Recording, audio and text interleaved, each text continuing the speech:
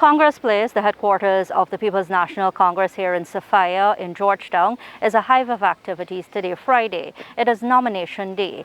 The nomination day process will see groups from across the country as they nominate several party members for leadership posts within the party. We talked to Murtama Mingo this morning, who is the co-chair of the Accreditation Committee. He will be sitting here until about 3 this afternoon, accepting nominations from various groups from across the country. Sir, just give us an understanding of what is the process, what happens today. Okay, basically today's exercise is a very simple one.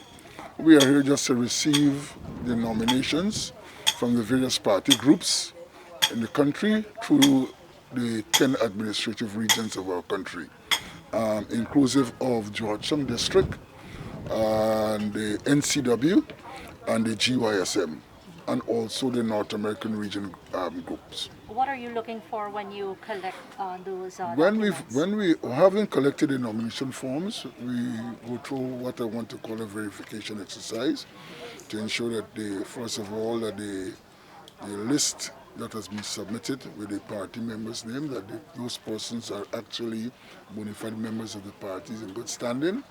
It belongs to the group in which the group would have submitted their names based on the records of the party, among other things. That's about it basically. This morning at Congress Place, we spoke to two of the persons, the party members vying for leadership of the party. Aubrey Norton, who is a long-standing member of the People's National Congress, and Joseph Harmon, who we know as the leader of the opposition. As you know, this year our Congress will be sort of bifurcated. There'll be some activities here in Georgetown, and there'll be activities in 11 other centers, in fact 10 other centers, because some of our voting and some will be virtual. So that it is going to be a Congress with a difference, but I believe that as I go across this country, I feel that level of optimism, I feel that, that energy which is coming out, and I feel extremely confident that the team which I've put together under my leadership, that we are going to triumph in these elections. And after that, we have to basically work at bringing our party together, uniting our party, so that we can actually basically fight the PPP, this installed PPP regime that has been reaping havoc on the people of this country. We believe that a strong, unified People's National Congress is critical to a strong APNU-AFC coalition, and that is critical to getting us back into office. I believe that is our ultimate objective, getting back into office. Mr. Harmon, yes. there's still 1 more month before the actual Congress. What would you say about your campaign up to this point? And do you think you've been divisive in any way? I think that our campaign has basically, at least my team, we try to keep our campaign at a very high level. Basically, at all of the meetings that we've gone to, we've said to our comrades, look, this is our vision for the party. This is where we see our party going. I have put out on my team's behalf 10 main goals which we intend to focus going forward. And I'll be able to share some of that with you this morning.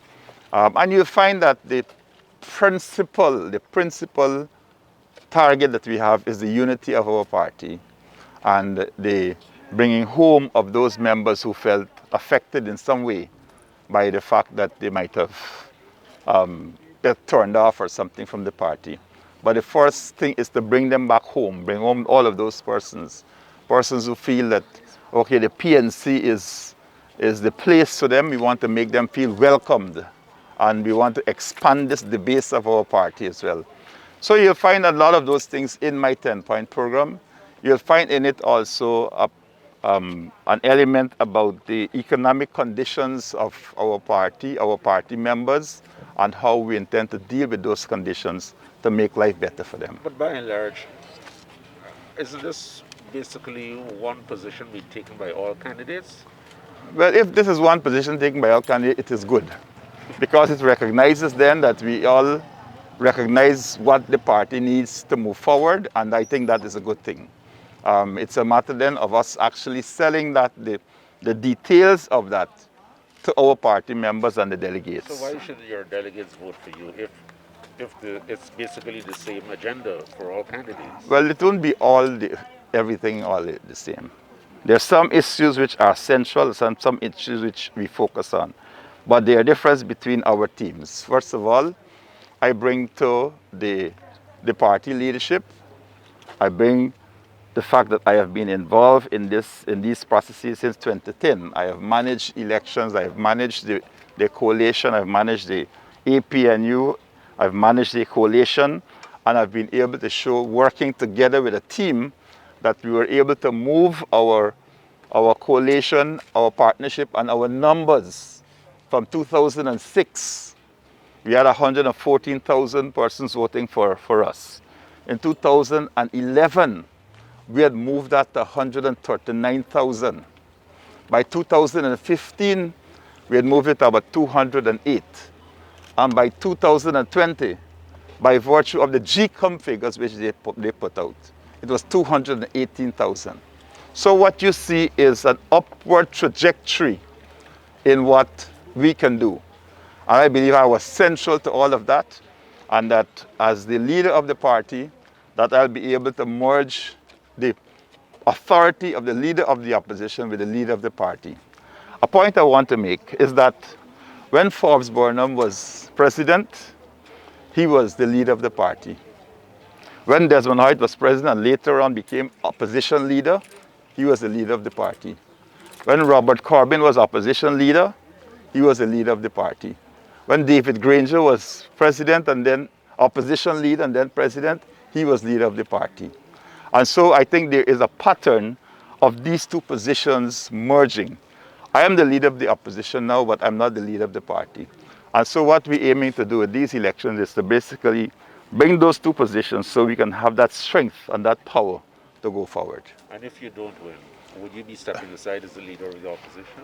No, well, it's not a process like that. If I don't win, I can say to you, I will continue to work with the party for the strengthening of the party, for the unity of the party, so that we can beat the PPP. And that is what I think is important. Mr. Harman, the PNC largely has support of Afro-Guyanese and is largely seen as a party with a base of Afro-Guyanese. How do you intend, even with this post, to move for more inclusivity to get you to that position that you spoke about, winning elections? Well, I've said that this is important. If you look at my slate, you see the teams that I've put up, you'll find a diversity. You'll find ethnicity, you'll find age cohorts, you'll find geographic cohorts, and you'll find the women and men, all of that. So that I have a track record of attracting people apart from just Afro-Guyanese to any organization which I run. And this is what has led us to actually get those increased numbers from 2006. So the party, as you know, is not just an African party. Our support base is generally that, but basically if you look into this hall here, you go down there and you look at those pictures on the wall, you will see what I'm talking about. And this party was established. It was established with Burnham and several other persons who are not Afro-Guyanese, but basically coming out to stand up for what they believe to be just and what they believe to be right for the people of Guyana. Mr. Harman, you talk so much about numbers and increasing numbers over the years.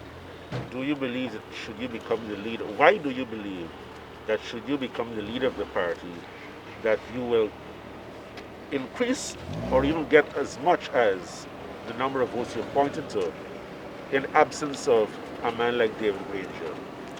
Well, I think that the framework has been set. The framework has been set, and that framework is a framework of working together with other parties. And that framework has been set by working with not only other parties, but reaching out to civil society and to groups.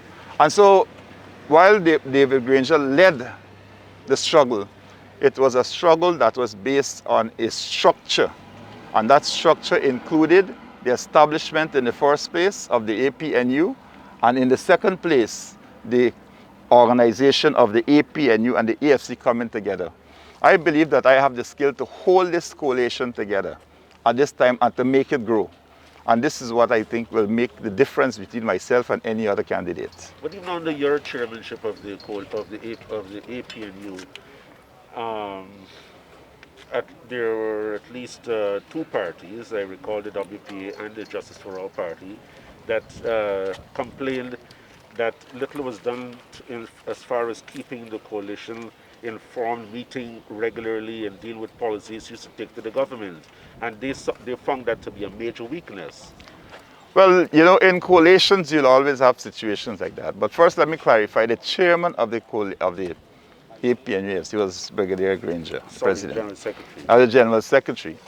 And you will always have situations like that where people feel they ought to be consulted more often than they did. I can say to you that we've had a lot of consultations on the major issues, and there are minutes of those meetings to show for it. And so it is not really for me to, every time a member of a party in the coalition makes a statement that is contrary to what is popularly known, that you go out and bash. But I believe that it is more important for us to hold together, keep common ground, keep a common focus once we want to get rid of the PPP. That is our objective, not to really fight among ourselves. Going today, about how many nominations have you clinched? Well, I cannot say that because the process is one in which the groups will nominate and the groups will send their nominations to the regions. The regions will bring them in here. And so it is after this tabulation process is completed that you would know what is it that you have. But all I can say to you is that all you require in this process is to have one nomination and a seconder. And then you get on board with the tabulation, and all of those persons who have been nominated for the various positions will go on a sheet, and that is what will eventually end up on the ballot.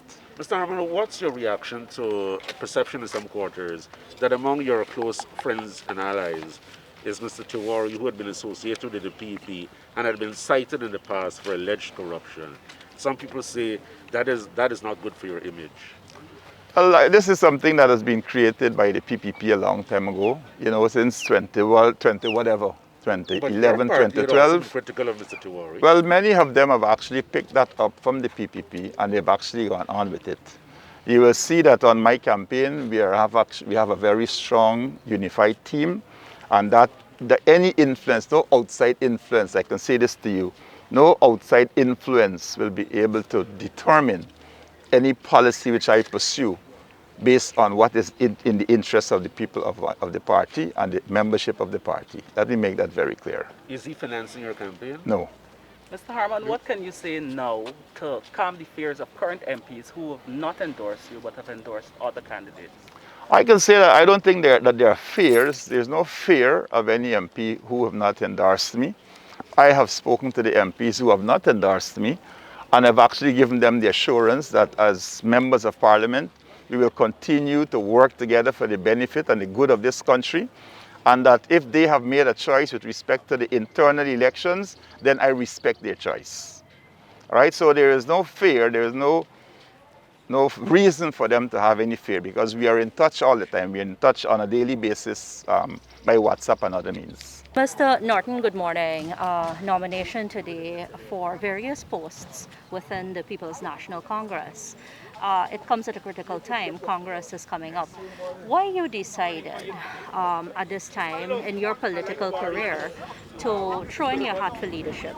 Well, first of all, comrades across the country in the party have been saying to me that they think I should run. Many of them felt that I have the political experience and know-how, and so I virtually agreed with them and decided that I will throw my hat in the ring. Apart from that, I think I have a good grasp of the international situation, the national situation. I believe across the country, as the nominations are coming in, it is evident that people believe I am competent and can lead the party and to re-energize the party and strategically position it to win the next election.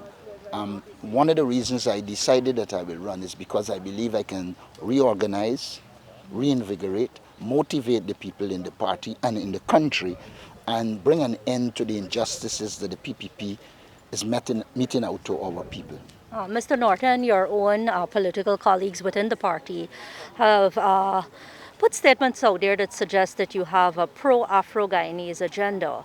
At this time in the political history in Guyana, how do you, as a vying for this position, intend to move the PNC from what it is perceived to be into one that is more inclusive? Well, first of all, I would say to those who say that, they're just distant from the truth. Now, all would recall that Winston Murray was an Indo-Guyanese who was running for leadership in the party. And when many didn't support him, I did, and I was the campaign manager. And so the fact that I was prepared to put a competent Indian to lead the party based on his abilities rather than his ethnicities suggests that I'm not anti-Indian. Now, representing of an African cause doesn't make you anti-Indian, but I also represent Indo-Guyanese cause. I was in the forefront of saying to people that we should not just speak about discrimination against Afro-Guyanese, but we should also speak about discrimination against Indo-Guyanese and Amerindians who support the AP and UFC. May I also say to you that if you speak to the people in the party, the Indians in the party, they will tell you that they didn't have problems with me. There is just one person in the party that spreads this nonsense, but the average person doesn't. You would see a number of young Indians endorse me if you're following Facebook. Now, as it relates to mobilization of the Indo-Guyanese community, first of all, I believe that the message you carve is important and will carve a proper message. Secondly, I think while people can spread propaganda, there is not one shred of evidence that I did anything that is anti any other ethnic group. And I've represented all ethnic groups. My intention as party leader is to mobilize and organize in every village, regardless of ethnicity. And I believe once I do that, we will make inroads into all constituencies in the country. And important is the role that the party is expected to play into the expected local government elections and in the next 4 years. How do you envision moving the party to prepare for major elections? Well, first of all, as party leader, I would not condone any elections without a new voters list.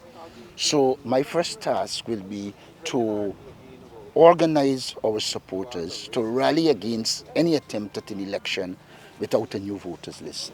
The second thing is that I noticed Anil Nandlal talking about electoral reform, and they come up with a formula that will allow them to get 3 extra constituencies. We will fight that. I mean, what they're doing is this. They're saying they're dividing Region 4 into 4. But if you're dividing Region 4, why then you divide Georgetown? You know why they divided Georgetown? They divided Georgetown because they know they can't win in Georgetown. But what they will do is if they divide it, they know in the south of Georgetown, the AP and UAFC is predominant and it's the largest population. They are hoping in the south. And again, it's race they're playing because it is known that the majority of the Indo-Guyanese population live in the south, in the north of Georgetown. And so they're playing the race game subliminally. We will not stand for it. Region 4 has been delineated years ago. I see no problem with Region 4, and therefore we have to mobilize and organize and galvanize people against the People's Progressive Party. We will not allow them to gerrymander the boundaries to ensure that they get victory. We're going to the elections with the same regional system, and we will do the work necessary to ensure that the People's Progressive Party is seeking to manipulate the situation. You know, they're a party that are into domination and control. And where they don't dominate and control, they come up with nefarious ideas to achieve their objectives. On this occasion, we have seen straight through it, and we'll act against it. Let me just bring you back quickly to Congress. Are you satisfied with all the preparations made? Yes, I am satisfied with the preparations, but one has to keep monitoring and ensure everything goes well, and that at the end of the day, we achieve the objective we set out at Congress, that runs smoothly, and people express their will and choose the leadership they need. Okay. And your support, are you happy with the support you've I'm gotten? extremely happy with the support. As I listen to party comments calling me to tell me the amount of people that are nominating me, I think it is well over 80% of the party groups that would have nominated me, and I think that is good. What I need to do now is not to become complacent, continue to focus, and to meet out more to the groups. In fact, throughout this campaign, I focused a lot on meeting party comrades individually and outlining to them my vision for the party. And I think many of them buy into the vision, and they are supporting me in team for the leadership of the party.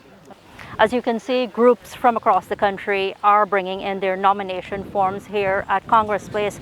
Those forms are presented to the co-chair of the accreditation committee. The actual Congress for this party is going to be held on December 11th. We understand that it's going to be a hybrid Congress with both virtual and physical attendance. Reporting for Prime News, Nazima Ragabir.